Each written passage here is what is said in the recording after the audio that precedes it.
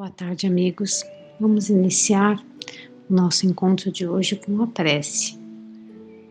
Vamos assim, elevando o pensamento a Deus e a Jesus, nos conectando com a espiritualidade amiga que se faz presente, com o Frei Fabiano de Cristo, vibrando amorosamente por todos aqueles que sofrem, por aqueles que se encontram em hospitais, por aqueles que se encontram desesperançados. Que Deus nos ampare e nos proteja, fortalecendo-nos na fé e na confiança. Pai nosso que estás no céu, santificado seja o teu nome. Venha a nós, Senhor, o teu reino, e seja feito, Pai, a tua vontade, assim na terra como no céu. O pão nosso de cada dia nos dai hoje e sempre. Perdoa, Senhor, as nossas dívidas, à medida em que aprendemos a perdoar os nossos devedores. Não nos deixe cair em tentação e livra-nos, Senhor, da prática e do pensamento de todo o mal. Que assim seja, graças a Deus. Iniciaremos a leitura do Evangelho do capítulo 6. O Cristo Consolador, Instruções dos Espíritos, Espírito de Verdade, Paris, 1860. E ele nos diz: venho como outrora, entre os filhos desgarrados de Israel, trazer a verdade e dissipar as trevas. Escutai-me. O Espiritismo, como outrora, a minha palavra, deve lembrar aos incrédulos que acima deles reina a verdade imutável, o Deus bom, o Deus grande, que faz germinar as plantas e que levanta as ondas. Eu revelei a doutrina divina e, como um bom segador, liguei em feixes o bem esparso pela humanidade e disse: vinde a mim todos vós que sofreis. Mas os homens ingratos se desviaram da estrada larga e reta que conduz ao reino de meu Pai, perdendo-se nas ásperas veredas da impiedade. Meu Pai não quer aniquilar a raça humana. Ele quer que, ajudando-vos uns aos outros, mortos e vivos, ou seja, mortos segundo a carne, porque a morte não existe, sejais socorridos, e que não mais a voz dos profetas e dos apóstolos, mas a voz dos que se foram faça-se ouvir para vos gritar: crede e orai, porque a morte é a ressurreição e a vida é a prova escolhida, durante a qual vossas virtudes cultivadas devem crescer e desenvolver-se como um cedro. Então, precisamos ser colocados à prova, para que a lição seja internalizada em nós. É por isso que estamos aqui, né? E continuando, ele nos diz: homens fracos, que vos limitais às trevas de vossa inteligência, não afasteis a tocha que a clemência divina vos coloca nas mãos para iluminar vossa rota e vos reconduzir, crianças perdidas, ao regaço de vosso Pai. Estou demasiado tocado de compaixão pelas vossas misérias, por vossa imensa fraqueza, para não estender a mão em socorro aos infelizes extraviados que, vêm do céu, caem nos abismos do erro. Crede, amai, meditai todas as coisas que são reveladas. Não misturem o joio ao bom grão, as utopias com as verdades. Então, só existe um caminho a ser seguido, e por vezes conseguimos sentir em nós qual o caminho devemos seguir, mas ainda nos deixamos levar por nossas paixões, por nossos prazeres momentâneos, né? E sabedores que somos de que cairemos nos abismos, como nos diz o Evangelho, né? Temos que nos reconduzir para o caminho correto, né? E continuando, ele fala: espíritas, amai-vos, eis o primeiro ensinamento. Instruí-vos, eis o segundo. Todas as verdades se encontram no cristianismo. Os erros que nele se enraizaram são de origem humana. E eis que de além-túmulo que acreditáveis, vazios, vozes vos clamam: irmãos, nada perece. Jesus Cristo é o vencedor do mal. Sede os vencedores da impiedade. A doutrina espírita nos chama à razão para a fé raciocinada, desvinculada de dogmas e superstições. Nos apresenta de forma clara e objetiva um motivo pelo qual estamos passando pelas vicissitudes. Mas, como nos diz o Evangelho, necessária a busca pelo esclarecimento e pelo entendimento. Né? E continuando, o item 6, Espírito da Verdade, ele fala aqui: venho ensinar e consolar os pobres deserdados. Venho dizer-lhes que elevem sua resignação ao nível de suas provas, que chorem porque a dor do jardim das oliveiras, mas que esperem porque os anjos consoladores virão enxugar as suas lágrimas. Trabalhadores, traçai o vosso sulco, recomeçai no dia seguinte a rude jornada de véspera. O trabalho de vossas mãos fornece o pão terreno aos vossos corpos, mas vossas almas não estão esquecidas. Eu, divino jardineiro, as cultivo no silêncio dos vossos pensamentos. E quando soar a hora do repouso, quando a trama escapar de vossas mãos e vossos olhos se fecharem para a luz, sentirei surgir e germinar em vós a minha preciosa semente. Nada se perde no reino de vosso Pai. Vossos suores e vossas misérias formam um tesouro que vos tornará ricos nas esferas superiores, onde a luz substitui as trevas e onde o mais desnudo entre vós será talvez o mais resplandecente.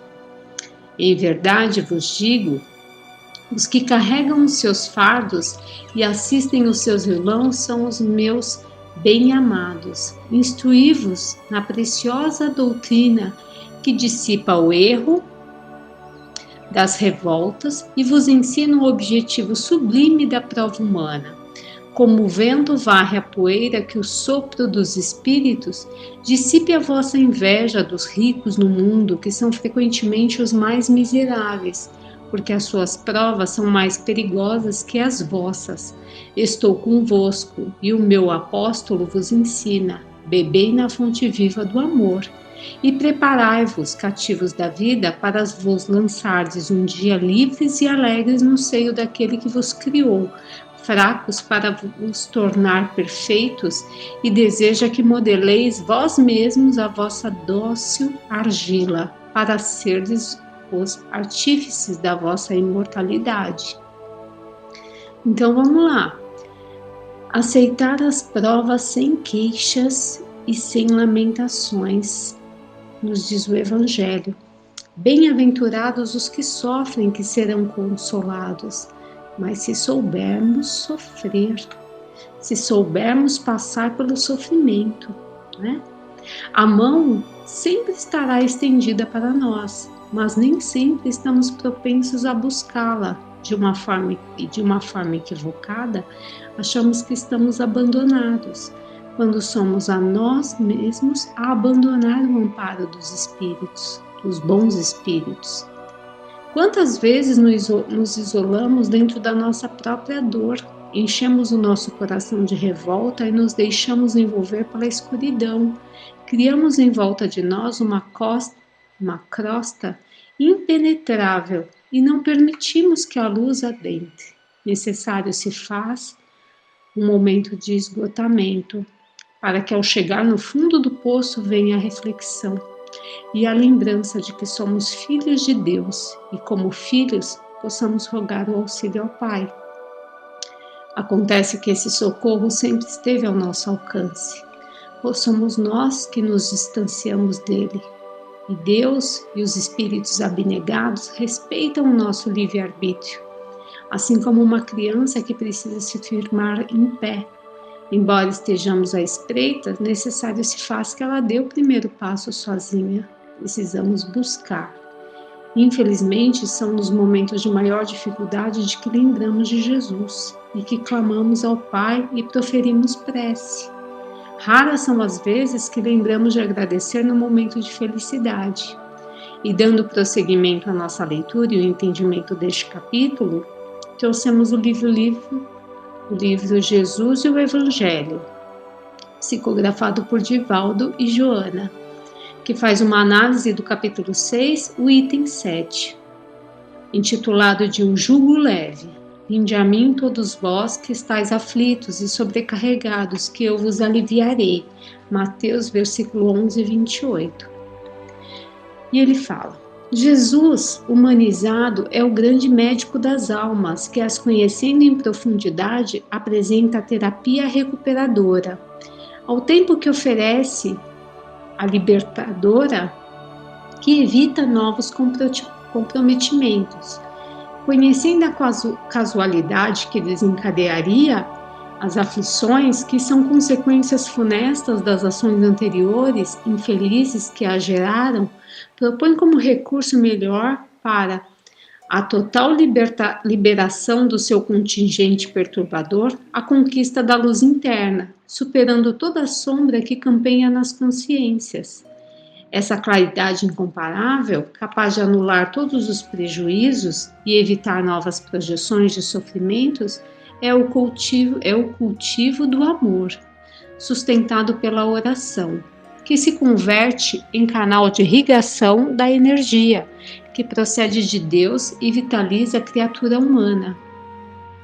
Com esse recurso incomparado, a docilidade no trato com o semelhante permite que as forças espirituais que promanam nas imarcessíveis regiões da plenitude alcancem a intimidade daquele que ora, nele produzindo o milagre da harmonia e da claridade interior permanente.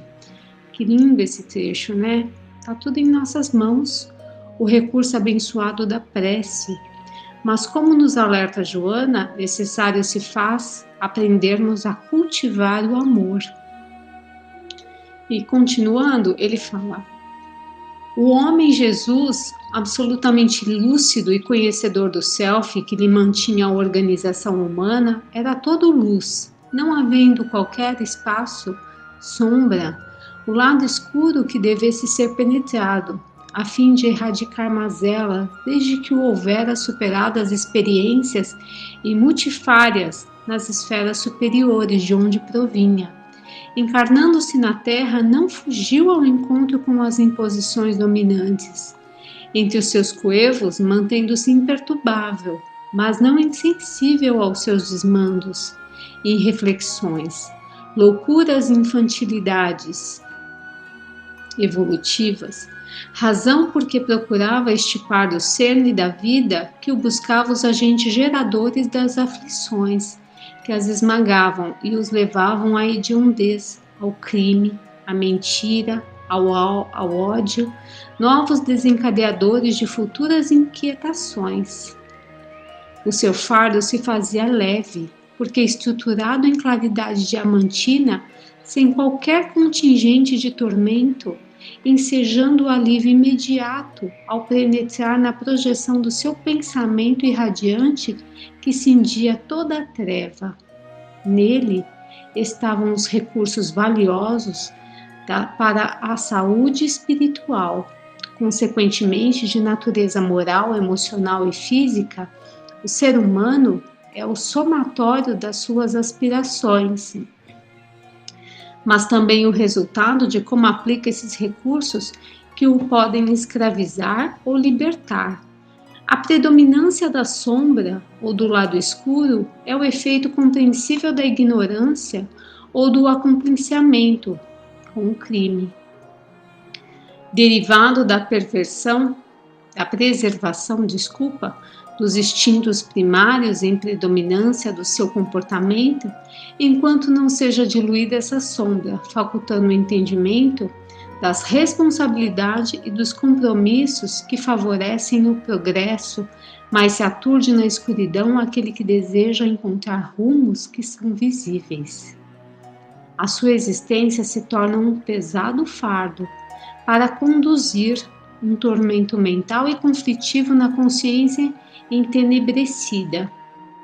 O amor, que significa conquista emocional superior, rompe a densidade da ignorância, enquanto a oração dilui as espessas ondas escuras que envolvem um discernimento.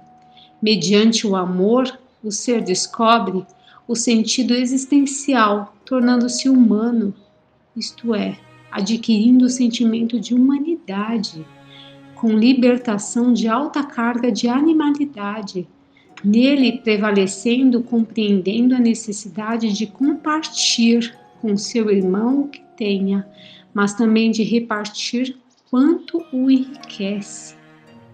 Nessa busca no processo de evolução, precisamos aprender a amar ao próximo como a nós mesmos e a Deus sobre todas as coisas, né? Através da oração, identifica-se com outras ondas psíquicas, impregna-se de energias saturadas de paz, bem como enriquecedoras de alegria de viver e de crescer no rumo da plenitude. A soberba filha predileta do egoísmo, que lhe faculta atribuir-se um valor que ainda não possui, cede lugar à humildade, que o ajuda a visualizar a grandeza da vida e a pequenez em que ainda se debate, incitando-o à coragem, à abnegação, como o devotamento, às causas de enobrecimento, em que se engajará buscando os objetivos reais, agora vislumbrados e fascinantes. Toda a terapêutica proposta por Jesus é libertadora, total e sem recuo.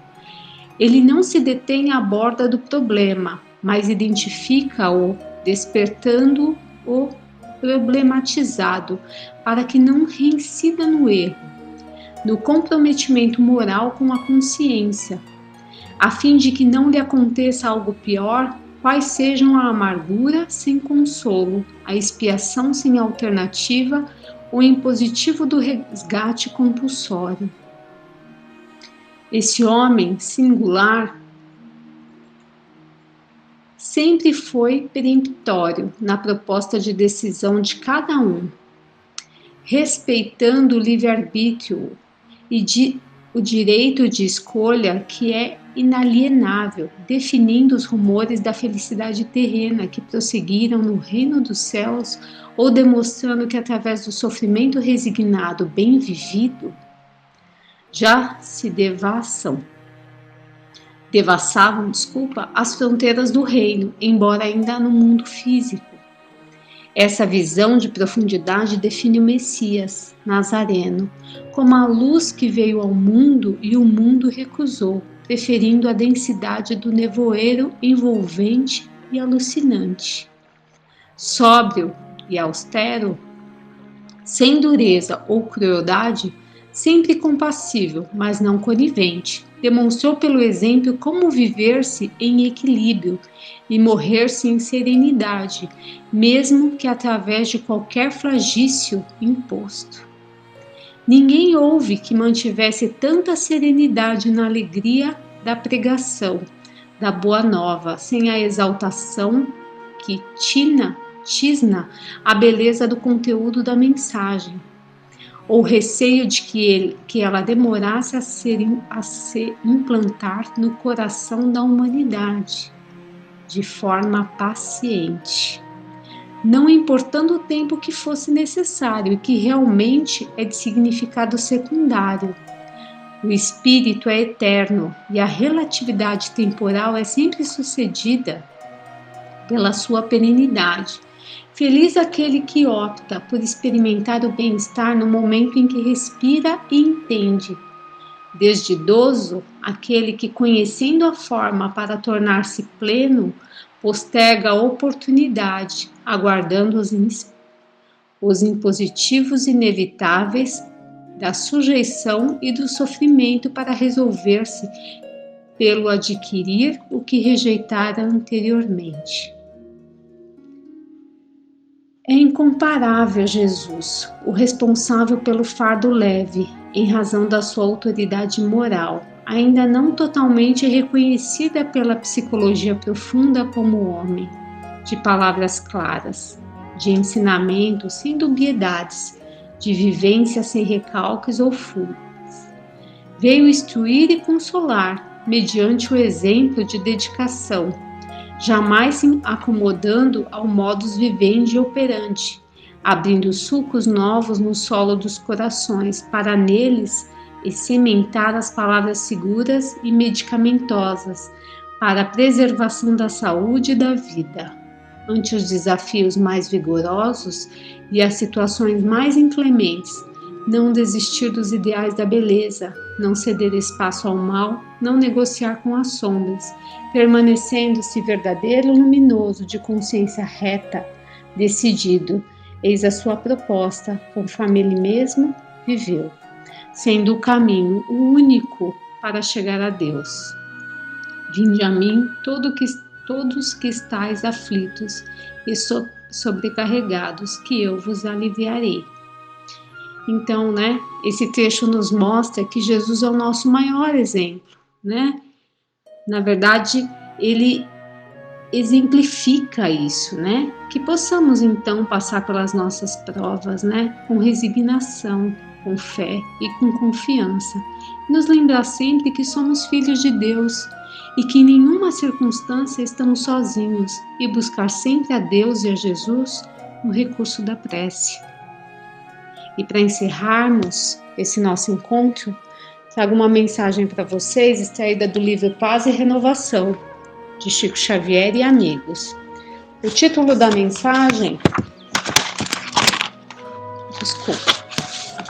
Agradeçamos a Deus. Necessário conservar o coração agradecido a Deus para que as aflições não nos deteriorem os sentimentos. Para isso, é forçoso procurar o lado melhor das coisas e ocorrências à outra face das pessoas e circunstâncias. Em muitos episódios de nossa caminhada na Terra, porque a provação nos visite, afundamo-nos em desânimo. Todavia, e nos apercebendo com segurança quanto à significação disso, compreendemos para logo que a provação é a alavanca psicológica, sem a qual não solucionaríamos as dificuldades alheias. Certas aflições no mundo nos abandonam. Em caminho, armafanhando nos espíritos. No entanto, que seria de nós se determinados laços possessivos não detivessem o coração indefinidamente? Empeços materiais persistem conosco por tempo enorme, contudo, acabamos notando que sem eles quase sempre se nos ia impraticável a consolidação do equilíbrio espiritual. A decepção trazida por um amigo é razão para grande sofrimento. Entretanto, pouco a pouco reconhecemos que a decepção no fundo não existe, de vez que a ruptura de certas relações se traduz por transitório desnível, através do qual se rompem hoje tarefas abraçadas em comum para se fazerem de futuro em novas condições de harmonia e de rendimento no bem. O bisturi do cirurgião é suscetível de inquietar-se, mas retira de nós aquilo que pode induzir à morte prematura. Saibamos agradecer ao Senhor os dons de que fomos aquinhoados. Dor é aviso, obstáculo é medida de resistência, desilusão é reajuste, contratempo é lição. Se sabemos aceitá-los, transformam-se-nos sempre em dispositivos para obtenção de felicidade maior.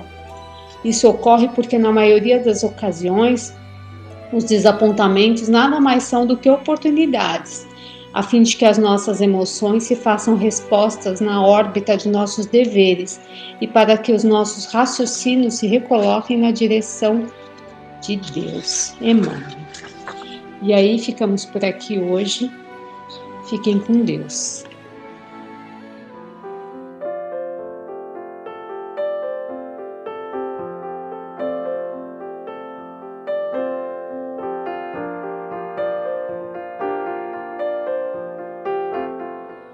Olá, boa noite, meus queridos irmãos. Estamos aqui então mais uma vez para a continuidade dos estudos sobre o livro do Hermínio Miranda que estamos lendo, não é? Mas antes de dar início ao Diversidade dos Carismas, eu gostaria de ler para vocês uma pequena historinha que eu encontrei num desses livros de história que a gente costumava levar ali nas sessões para ler, e o que me faz lembrar muito do companheiro nosso que já partiu e que gostava muito de historinhas, o querido Brasilino. Mas vamos lá. O título dessa historinha é Ouvir. Uma historinha bem pequena que diz o seguinte: existia um centro espírita que recebia toda semana nas palestras um velhinho que se sentava no fundo da sala. Ele nunca faltava, prestava a atenção no que o expositor falava, recebia o seu tratamento e ia para casa. O expositor ficou sabendo e foi que certo dia o velhinho tinha desencarnado. E fizeram então as vibrações necessárias para ele. Coincidentemente, o expositor, após algumas semanas, também desencarnou. E não era de se estranhar, eles se encontraram lá no plano espiritual e um reconheceu o outro. O expositor percebeu que o velhinho estava mais brilhante que ele e, não perdendo tempo, foi conversar com ele. Como vai o senhor? Vou bem. Fui recebido por amigos aqui e estou melhor. E você? Perguntou o velhinho. Eu também estou bem. Mas me diga uma coisa. Por que você está mais brilhante do que eu? O velhinho simplesmente respondeu: é que eu apliquei o que eu ouvi de você. Então embaixo tem aí a moral da história. Falar é fácil. Fazer é o mais difícil. Por isso, ponha em prática tudo de bom que tiver ouvido. Voltando então ao nosso livro. Nós tínhamos lido na semana passada, não é? Tínhamos começado a ler, melhor dizendo, do item 2, o fim de semana no sítio. Aquele que a Regina encontra uma senhora na rua e que ela tem que dizer à senhora que não a conhecia. Vamos ver a continuidade. A essa altura, a pobre senhora se mostrava não apenas aturdida, mas visivelmente indignada, falando até com certa agressividade. Mas então é assim? Você passa um fim de semana conosco, em minha casa, e depois vem me dizer que não me conhece? Que história é essa? Além de mal educada, você é mal agradecida? Regina procurava habilmente contornar a situação, sem saber o que fazer para convencer a outra do seu evidente equívoco. Tentou fazê-lo declarando seu nome, o que fazia, onde trabalhava. E, em desespero de causa, propôs à senhora irem juntas ao colégio, que não ficava longe dali, para que esta se certificasse da sua identidade. Lembrou-se da sua carteira de identidade, pois a mulher a chamava por outro nome que não era o seu. Abriu a bolsa, tirou a carteira e mostrou-a à sua interlocutora. A senhora está vendo? Não sou a pessoa que a senhora pensa que é. Deve ser alguém muito parecida comigo.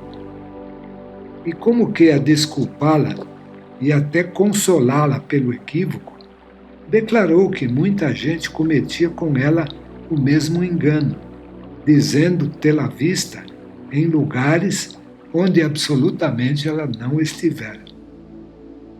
A outra pegou a cédula de identidade, examinou-a atentamente e ficou a conferir o retrato com o original diante dela. Manteve-se um momento em silêncio, perplexa, confusa, assustada mesmo, e saiu com uma conclusão imprevisível. Então eu já sei. Você mentiu para nós naquele dia. Você não era quem você disse que era.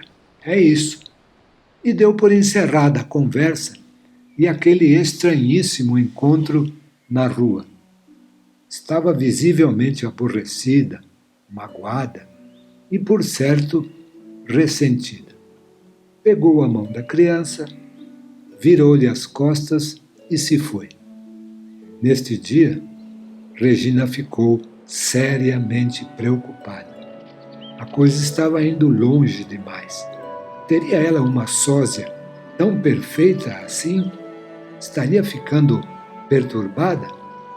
E aí, no item 3, vem o preâmbulo de uma explicação. Vamos ver o que o autor nos reserva.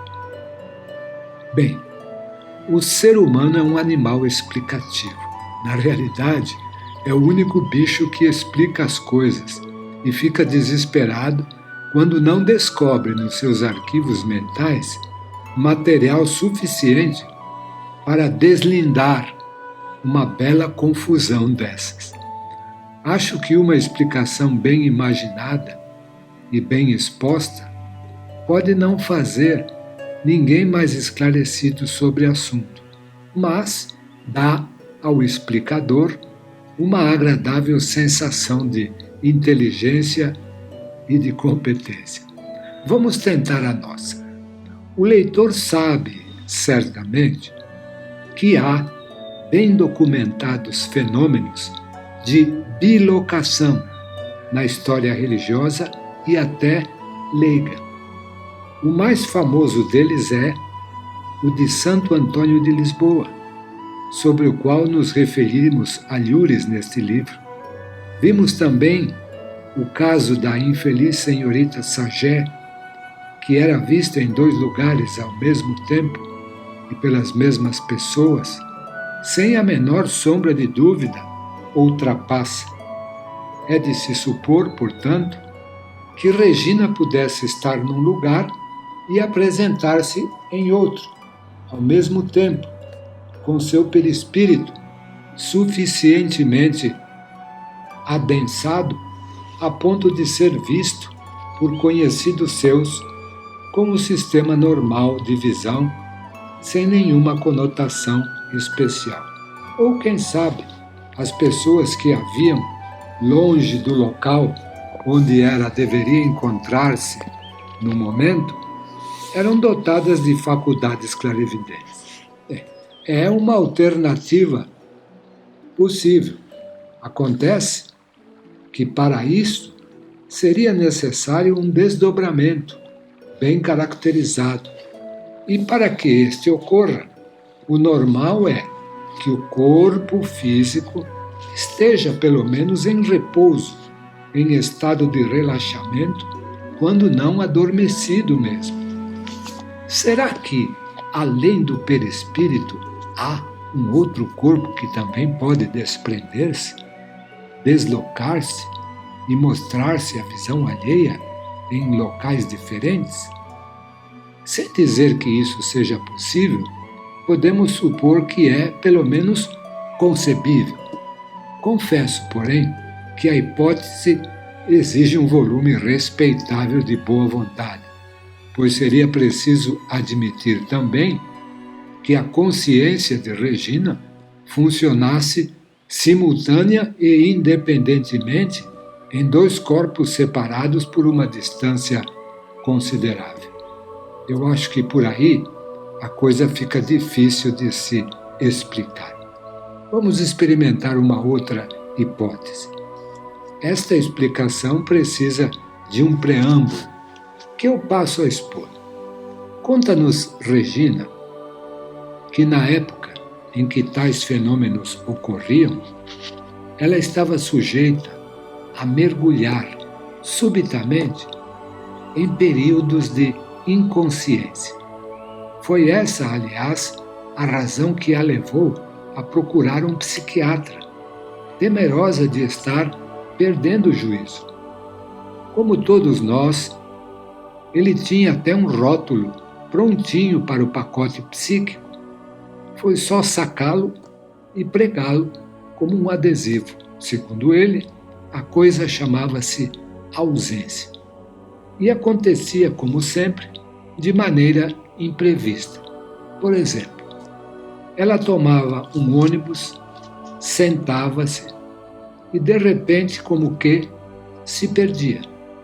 E voltava, depois de algum tempo, a si, mas não sabia onde estava nem aonde estivera e o que estava fazendo ali e quem era ela, afinal. A situação era angustiante, desesperadora. Quando finalmente conseguia lembrar-se, já estava longe do ponto onde deveria ter saltado do ônibus. De outras vezes, caminhava pela rua em certo sentido, indo para algum lugar onde tinha compromisso e novamente se perdia, passando pela mesma rotina de sempre. Perda de identidade, de objetivo, de rumo, até que acordava e vivia alguns momentos de perplexidade, enquanto não conseguia reassumir os comandos da sua mente e a sua identidade. Pois é, com a repetição de tais episódios, ela sentiu-se realmente assustada. E se numa dessas ela não voltasse mais, ou não recuperasse a sua identidade perdida? Uma dessas ausências foi marcante.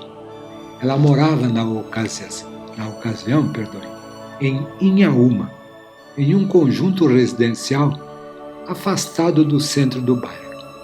A ligação era feita por um daqueles antigos lotações, micro-ônibus, que hoje, felizmente, são desaparecidos, mas que circulavam pelo Rio de Janeiro de então. O trajeto era feito, usualmente, em 20 minutos. Chegando à Praça Central, ela tomava outra condução para Duque de Caxias, onde trabalhava. Certo dia ela saiu de casa e tomou a lotação.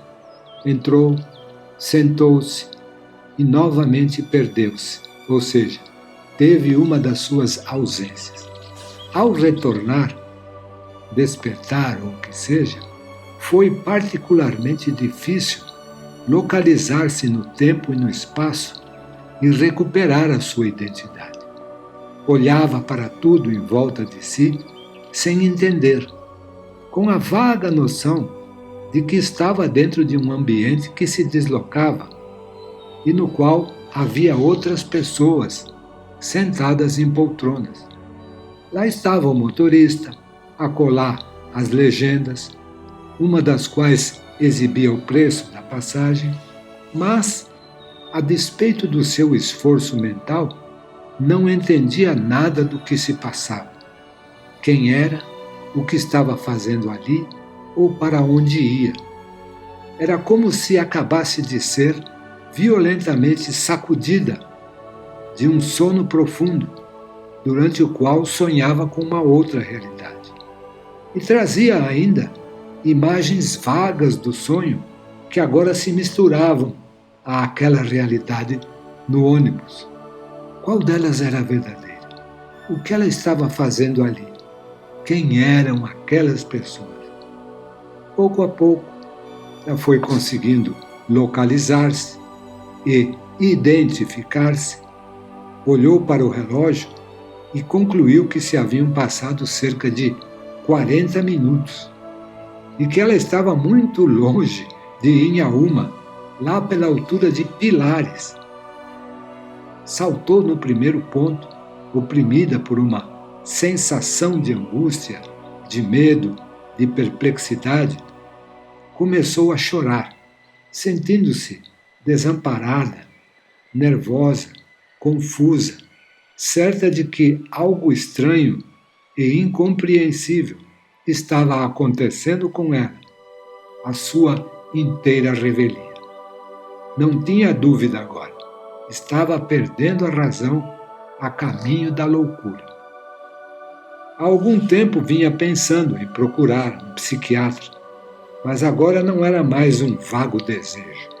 Era uma imposição a ser cumprida imediatamente, antes que cruzasse os portais da insanidade, pensava ela. No começo deste livro, tomamos conhecimento de suas experiências com a psiquiatria. Não nos cabe aqui acusar a psiquiatria, tampouco o seu praticante, certamente qualificado para isso. Mas que tem essa ciência a dizer num caso desses, se não admite a hipótese de estar lidando com um espírito imortal? As ciências seja psicologia, psiquiatria, parapsicologia e tantas outras, teriam de ser as primeiras, no contexto cultural da humanidade, a descondicionar-se das amarras materialistas, a fim de que pudesse o conhecimento dar um passo à frente em termos de entendimento da vida mental. No entanto, continuam estruturalmente presas aos arcaicos conceitos de que o ser humano é matéria animada, pensante, inteligente, mas matéria apenas. Basicamente, alguns litros d'água com porções de carbono, oxigênio, hidrogênio, nitrogênio, além de algumas pitadas de cálcio, fósforo e outros sais, e nada mais do que isso. Ainda está para nascer, ou melhor, renascer, aquele que terá a coragem de romper com esses esquemas inibidores. E enquanto se espera por essa pessoa, as diferentes correntes das ciências distraem-se a trocar figurinhas e rótulos. Com o tempo, Regina conseguiu dominar as suas ausências. Seria talvez injusto declarar que ela nada deve por isso à psiquiatria. É possível que tenha sido ajudada de alguma forma. O certo, porém, é que os fenômenos ficaram sob controle desde que ela passou a exercer regularmente as suas faculdades anímicas e mediúnicas. Por algum tempo, ela ainda continuou a perder-se inesperadamente, mas os fenômenos ficaram sob controle desde que ela passou a exercer regularmente suas faculdades anímicas e mediúnicas. Por algum tempo ela ainda continuou a perder-se inesperadamente, mas os fenômenos começaram a esparçar e a não ser ocasionalmente em breves momentos. Ela não tem mais assim este problema ao escrevermos estas linhas. Mesmo assim, ela parece ter aprendido a controlá-lo e até usá-lo em seu próprio benefício. Por exemplo, ela detesta barulho, consegue não propriamente ausentar-se, mas isolar-se, como que se ficasse pairando pouco acima de sua própria cabeça, onde o barulho lhe chega amortecido como um vago rumor à distância. Difícil? Parece, não é? Mas na sequência da leitura, nós vamos então entender aí as explicações que o Hermínio Miranda vai nos dar para começar a fazer sentido para a gente, né? Porque algumas dessas narrações, muitos de nós sequer vimos acontecer. Para encerrar então o nosso estudo de hoje, eu gostaria de ler para vocês a prece de Cáritas. Gosto muito da prece de Cáritas, então para o nosso encerramento, vamos ler. Deus nosso Pai, que sois todo poder e bondade, dai a força àquele que passa pela provação, dai a luz àquele que procura a verdade, pondo no coração do homem a compaixão e a caridade. Deus, dai ao viajor a estrela guia, ao aflito a consolação, ao doente o repouso. Pai, dai ao culpado o arrependimento, ao espírito a verdade, à criança o guia, ao órfão o pai. Senhor, que vossa bondade se estenda sobre tudo o que criastes.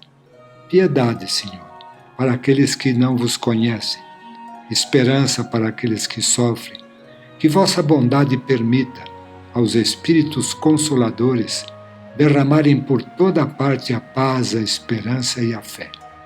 Deus, um raio, uma faísca do vosso amor pode abrasar a terra. Deixai-nos beber nas fontes dessa bondade fecunda e infinita, e todas as lágrimas secarão, todas as dores se acalmarão. Um só coração, um só pensamento subirá até vós, como um grito de reconhecimento e de amor. Como Moisés sobre a montanha, nós vos esperamos com os braços abertos. Ó poder, ó bondade, ó beleza, ó perfeição. E queremos de alguma sorte alcançar vossa misericórdia. Deus, dai-nos a força de ajudar o progresso, a fim de subirmos até vós. Dai-nos a caridade pura, dai-nos a fé e a razão, dai-nos a simplicidade, que fará das nossas almas o espelho onde se deve refletir a vossa Santíssima Imagem.